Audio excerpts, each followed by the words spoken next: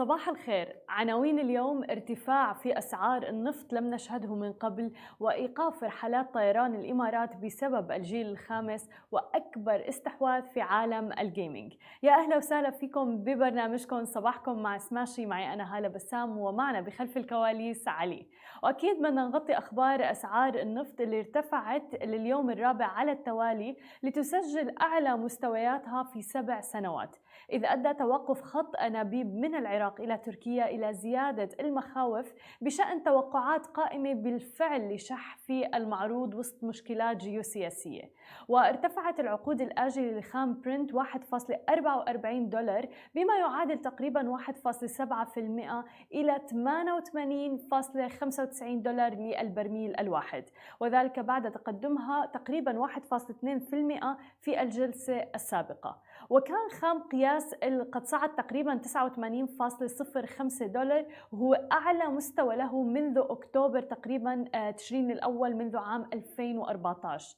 وارتفعت العقود الآجلة لخام غرب تكساس الوسيط الأمريكي 1.51 دولار أو تقريبا 1.5% إلى 86.94 دولار للبرميل الواحد، لتواصل أيضا مكاسبها بعد ما سجلت زيادة 1.9% يوم الثلاثاء. وقفز خام غرب تكساس الوسيط في وقت سابق إلى قمة عند تقريبا 87.08 دولار، وهو أعلى مستوى له منذ 9 من أكتوبر تشرين الأول 2014.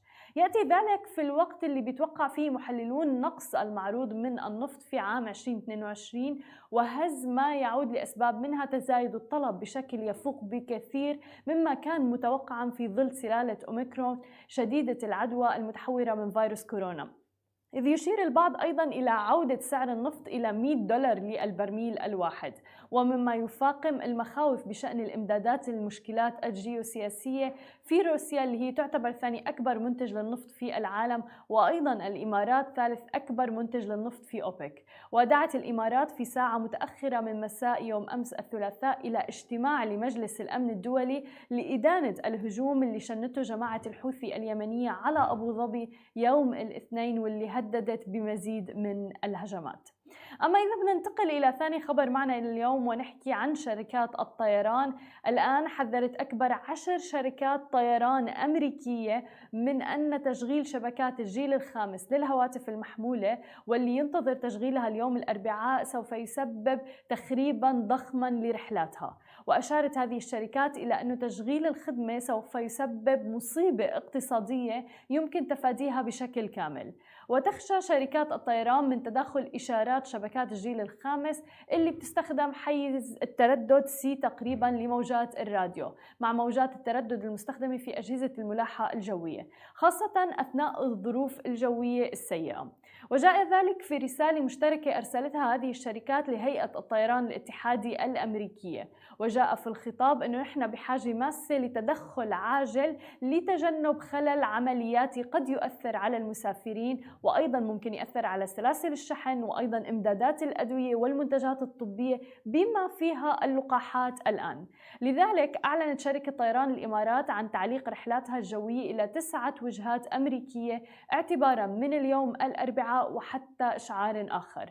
وقالت الناقلة في تنويه لها أنه نظرا للمخاوف التشغيلية المرتبطة بالنشر المخطط لخدمات الجيل الخامس لشبكة الهاتف المحمول اللي هي 5G في بعض المطارات في الولايات المتحدة، ستعلق طيران الإمارات الرحلات إلى الوجهات الأمريكية التالي اعتبارا من اليوم 19 يناير 2022 مثل ما ذكرنا حتى إشعار آخر. أما عن آخر خبر معنا لليوم، فلكل محبي الجيمنج يعني يمكن هذا الخبر الدليل إنه الجيمنج هو المستقبل، وبالعكس هذا القطاع رح يضل في ازدهار وتطور مستمر، حيث أعلنت شركة مايكروسوفت يوم أمس الثلاثاء أنها رح تستحوذ على شركة أكتيفيجن منتجة لعبة كول أوف ديوتي المعروفة مقابل 68.7 مليار دولار ونقدا. هي أكبر صفقة في قطاع الألعاب الألعاب الإلكترونية، مما بيجعل صاحبة منصة إكس بوكس ثالث أكبر شركة ألعاب من حيث الإيرادات. وبلغ عرض مايكروسوفت $95 للسهم بعلاوة 45% عن إغلاق أكتيفيجن الجمعة، وجرى تداول سهم الشركة عند حوالي $89.55 قبل بدء التعاملات الرسمية. وزاد الطلب على ألعاب الفيديو خلال فترة جائحة كورونا مثل ما ذكرنا سابقا، مع اضطرار المستهلكين خلال إجراءات العزل والحجر المنزلي والإغلاق لممارسة ألعاب أكثر تسلية لأنفسهم. كما تعطي أيضا مكتبة ألعاب أكتيفيجن اللي بتشمل كول اوف ديوتي وأيضا غيرها من الألعاب الأخرى المشهورة وإكس بوكس منصة ألعاب مايكروسوفت ميزة على بلاي ستيشن التابعة لسوني اللي بتنعم منذ سنوات بسيل متدفق من الألعاب الحصرية.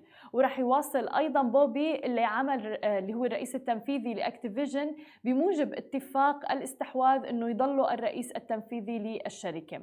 وكانت شركة الألعاب المنافسة أيضا تيكتو انتراكتيف قالت الأسبوع الماضي أن أيضا رح تشتري شركة زينجا اللي هي منتجة للعبة فارمفيل نظير تقريبا $11.04 مليار نقدا وبالأسهم. مثل ما عم نشوف أنه في العديد من الصفقات اللي عم بتتم في عالم الجيمنج، ولكن صفقات ضخمة جدا، وعم نحكي مع شركات عالمية مثل شركة مايكروسوفت، أكتيفيجن وغيرها. هذا دليل فعلا أنه عالم الجيمنج وعالم الألعاب الإلكترونية هو المستقبل. ويمكن الآن أيضا مع وجود الميتافيرس وغيرها هذا الشيء رح يدعم هذا القطاع بشكل كبير جدا ورح يعمل نقلة نوعية في هذا القطاع. هذه كانت كل أخبارنا الصباحية لليوم. رح أترككم الآن مع مقابلة رائعة جدا مع الشريك المؤسس لفينيكس آي كيو، حكينا فيها عن عالم المايكرو موبيليتي. خليكم معنا وتابعوها. ورجعنا لكم من جديد ومعنا ضيفنا IQ سيد CTO and co-founder of Phoenix. Welcome to the show, IQ. Thank you, Ala. Thank you for being with us. Thank you so much. First of all, we would like to know a brief about Phoenix. If you can tell us, when did you started the company and why did you start it as well? Yes, sure. So Phoenix is our startup that we launched back in November 2020. Jaideep and I are the co-founders. And previously, we had been in micromobility space across Europe and also in the region in GCC. This time around, we decided to take on the mission of solving the alternative mobility problem and do it as a platform so that it's not just mobility, it has a broader mission of unleashing urban potential and propelling communities forward. So we launched in November 2020 and we COVID baby. Sorry? COVID baby. Yes, exactly. It was both a challenge, an extra challenge to launch it right after the pandemic started, but also an opportunity because the world was moving away from a bit from mass transit and cars where you are in close proximity to other people, and personal mobility helps address that concern. It's a safer means, the vehicles are outside in the sun, but it also obviously it posed challenges too because there were lockdowns. Exactly. Mobility was, exactly. Mobility was hampered overall. And obviously funding was difficult too, but we persevered with our mission. And thankfully, we have very strong supporters in the form of city partnerships, investor partnerships, and also the team. How important is the team, especially during such challenges and during COVID, a pandemic that people were not used to, they never thought it would come? Yeah, team is very critical. Obviously, there is the aspect of talent. You want all the folks that have the backgrounds and the experience and also the tenacity to hang in there and work on some very difficult problems and also be committed to the mission, but also be creative in solving those problems. And also, I guess, like it helped us that we had a network from before, and we had done this in the region itself. Jaideep, my partner and the CEO of Phoenix, he was basically the one that brought micromobility to this region, or introduced it. And we had, in our previous company, we had quite a bit of talent that after the exit of our previous company, came back and joined us. So that experience helps. A lot of the folks that are with us have been trained by us or at Phoenix, because micromobility is relatively new. So for example, how to maintain, how to repair vehicles, the supply chain relationships, IoT and connectivity, how to think through the platform. We are taking a very platform-oriented approach to micromobility, meaning that it's not just a mobility problem, it's also a payments problem. Because not everybody has credit cards. So we want to be very inclusive in terms of payments integrations. So there is that aspect of it. And then connectivity itself, how to do it economically, how to build the vehicles in an economic way such that they're durable, long lasting. So we have awesome partnerships with the manufacturers and suppliers too. How do you see the growth of micromobility, especially in the region, and nowadays? Yeah, so I think there are a few different aspects to it. There's the consumer side aspect. People want alternative mobility solutions. Cars are not going to solve all the problems. Ride hailing has had relatively limited applicability or reach. Only 2, 3, 4, 5% of the journeys are done through ride hailing in the broader MENA region. So, and there is mass transit, and a lot of people are tackling that problem too in the private sector and public sector. Dubai and UAE has done a lot in that area. They are the thought leaders, and a few other cities within the region thinking through how mass transit should be done. But the first and last mile problem remains unsolved. Cars are not the best solution for that first last mile problem. Previously, in our company, where we operated in Europe, we did this in Switzerland, Austria, Germany, where we provided deeply integrated solutions, deeply integrated with mass transit, where we connected a lot of the metro or railway journeys. And we are starting to do that. We have been doing that for the region too. So that's one aspect of it. The other aspect is that the cities are also looking for, or cities and city governments, municipalities, transport authorities, they're looking for more sustainable solutions. For instance, UAE has this 2030 vision and 2040 urban plan for a lot more connected and sustainable transport solutions. Turkey and Istanbul have had very progressive regulation as well. They have allowed up to one vehicle for 200 people within the city. So just Istanbul is 15 million people. So the cities and governments are also taking very progressive and sustainability oriented approach to it. So electric vehicles, smaller vehicles, lightweight, single person, most of the car journeys, close to 80% of them are single passengers. It's a very heavy-handed, heavy-duty solution to a single person transportation problem. So this has to change. Scooters are just one of the form factors. We also recently launched e-bikes, and in the future, we are looking to launch e-mopeds as well. So there are different form factors for different use cases. Scooters are not necessarily the only solution. We look at it holistically as a lightweight electric vehicle oriented solution as opposed to just scooters. But even scooters, like before, it used to be just a fun ride for kids maybe or something like that. Now we see it's totally different, like in areas like JLT and even like any area in Dubai kind of, we're seeing people actually use it as form of transportation. And the fact that using tech with it is just perfect. And as you said, the payment as well, that makes it really good. And like Phoenix was recently launched. So if we want to talk numbers, even the e-scooters, like you guys reached and crossed more than 1 million rides, which is a huge number in 12 months, right? Yes, definitely. I think like a quick comment about fun versus functional or utilitarian application. So I think like partly it was seen as fun or like for kids because the first generation scooters were not that durable. Yeah, true. Lifetime was also short. So like, for example, in 2016, 2017, the services were launched with the vehicles that would last maybe 90 days. Now we have very durable vehicles that have lifetime of upwards of 2 years or even 3, 4, 5 years.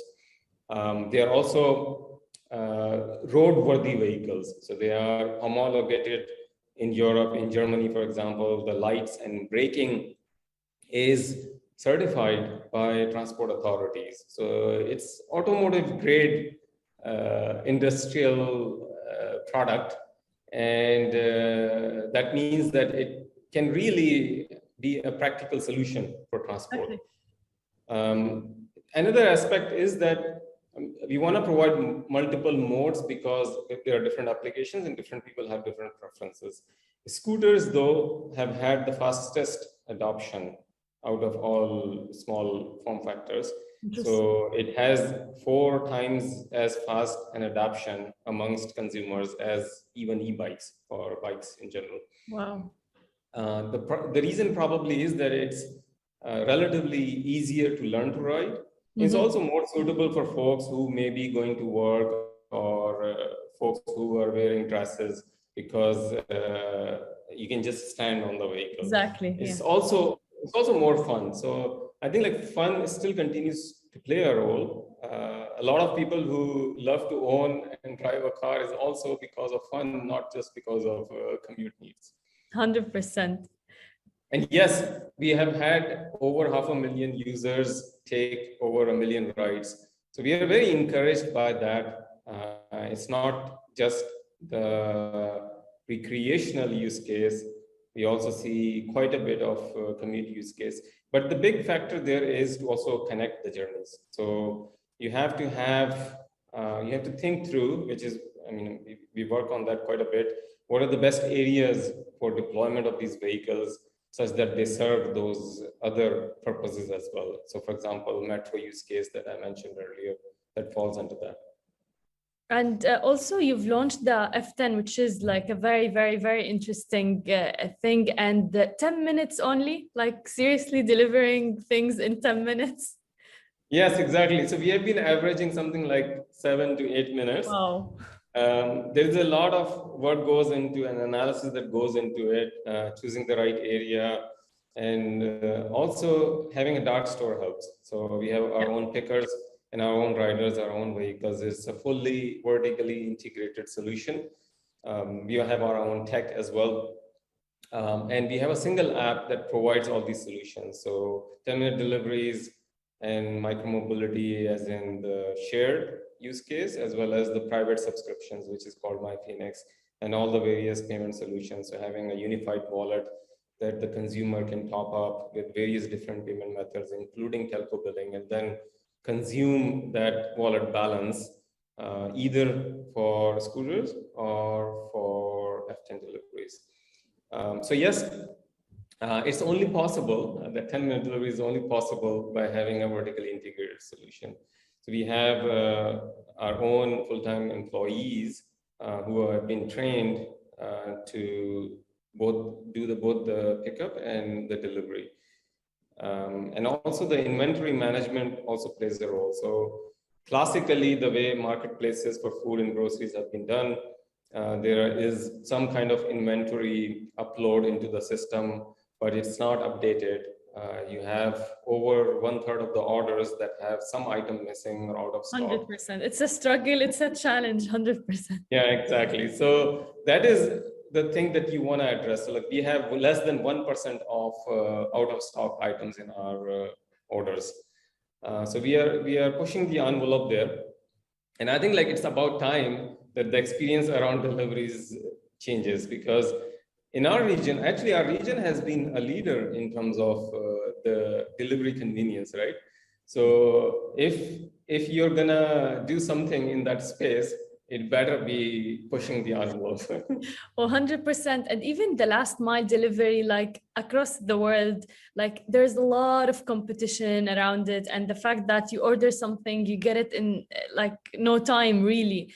Before it used to take days or something like that. Now we have same day delivery. And as you said, grocery, we're reaching to a point where it's like 7 to 10 minutes, which is an amazing concept by Phoenix, which is, you should all check it out, F10. You can download and get the grocery that you need in like literally 10 minutes. We've also discussed the funding, which is Phoenix started just like in 2020 and late 2020 as well, launched in 5 countries. Can you tell us more about the funding that you guys got? Any challenges you faced?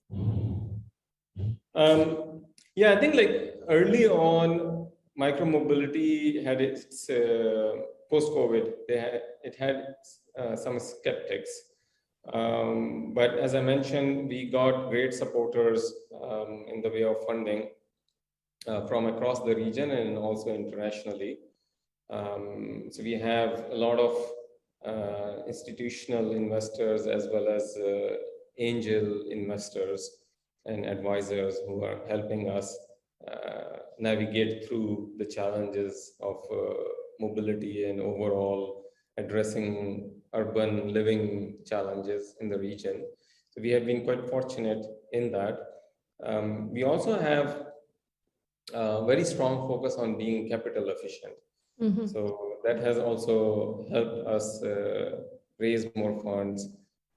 We also did an acquisition in Turkey. So we went into Turkey market through an acquisition. Turkey is a very specialized market. Why did you choose Turkey? Yeah, good question. So I alluded to this earlier. Turkey has taken a very progressive approach. The government and the cities believe that micromobility is going to be a permanent part of the transportation solution overall, and that cars or mass transit doesn't address all the different modes. So they have allowed, as I mentioned, 1 vehicle per 200 residents of the city. That's part of it. So it's a great market for micromobility. The consumer demand also exists, and also it's a relatively dense cities as well in Turkey.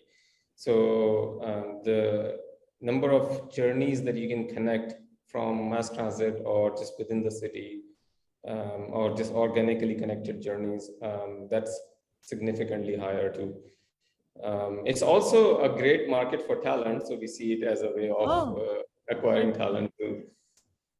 I was just in Istanbul like a couple of weeks ago, and I've seen so many like people actually using it. So it's very, very interesting, honestly. And as you said, very dense city like Istanbul in particular. Yeah, and we also found a great team there in the form of Berhan and Alijan, the founders of Palm Technology. And we had instant chemistry, and they have been operating there for close to 2 years. They understand the local market.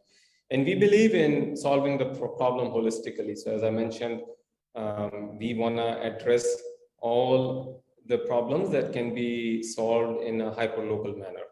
So this includes obviously convenience solutions. So for example, deliveries in 10 minutes. But also mobility, hyper-local mobility solutions.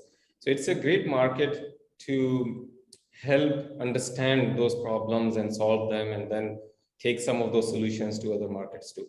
Exactly. IQ, you're being the CTO, you're the main man kind of behind all the tech, and Phoenix in general is like very heavily tech-based. Are you facing any big challenges? What's the biggest challenge in the tech side, especially payment, as you said? Can you tell us more about that aspect? Yes, for sure. We do quite a bit of integrations in the payments area. So we have partnered with telco operators for allowing the users to pay through carrier billing. And we are also doing integrations with local wallet solutions, obviously credit card and debit card across the region. So we partnered with Apaya, which is an alternate payment gateway solution, to do a lot of these integrations. We are also looking into mass transit payment methods. So for example, Istanbul card or NOL, to be able to pay through by just tapping either on the mobile phone or on the scooter, the NOL card or the Istanbul card through NFC or RFID integrations. Nice. So this would allow for convenient ways of locking and unlocking the vehicles as well as the payments. And these are non-trivial things to resolve, like fully making it seamless and frictionless, and also addressing all the intricacies of tech integrations. There is a lot of innovation happening on the vehicle front too. So for example, we are working on vision sensors, some of this in-house, some of this with partners, in detecting the rider or riding and parking compliance. So we would like the riders to be riding where they are allowed to ride, and cities and transport authorities are very much interested in this as well. Through our vision sensors, we can in real time detect that the rider is on the sidewalk or bike lane or on the road, and whether they are parking in the designated spot or not. So GPS accuracy goes only so far. You cannot detect, it's like sidewalks, just a few centimeters left or right can make a difference. Or bike lane. So it's very important that for us and for the cities that we have our riders do the riding in a compliant manner to the local regulations. So through these vision sensors, we can detect in real time and provide audio cues to the rider. So this is something we are looking into. Another aspect is that because we believe in providing door-to-door mobility as connected with mass transit and other modes of transportation, if you are at home and you want to take a ride, you have to find a vehicle nearby and walk to it. And we try to make sure that it's not more than 50 or 100 meters from you. Wow, the convenience, we're so spoiled. Yeah, however, still, it's not like ride hailing, right? So we are also looking into autonomous scooters or autonomy for scooters where three-wheeled scooter, which is self-balancing, can come to you rather than you having to walk to it.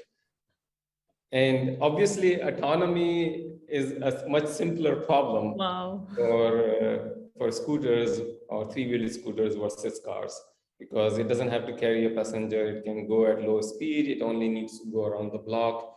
So in terms of being able to hail a scooter for your next ride or send it back to a parking spot, this is a relatively manageable problem, both in terms of technical complexity and also in terms of cost that it adds to each vehicle. So, amazing. Yeah, so in mobility or in micro-mobility, you don't only have the challenge of solving technical complexity, but you also have to do it at low cost because the vehicle itself is not that expensive. Exactly. You cannot install expensive cameras and lidars on it. Exactly, agreed, 100%. What are the future plans for Phoenix in this year in particular? One thing that we are particularly excited about is, again, continuing to integrate with mass transit. This includes, for example, payments through NFC-enabled cards.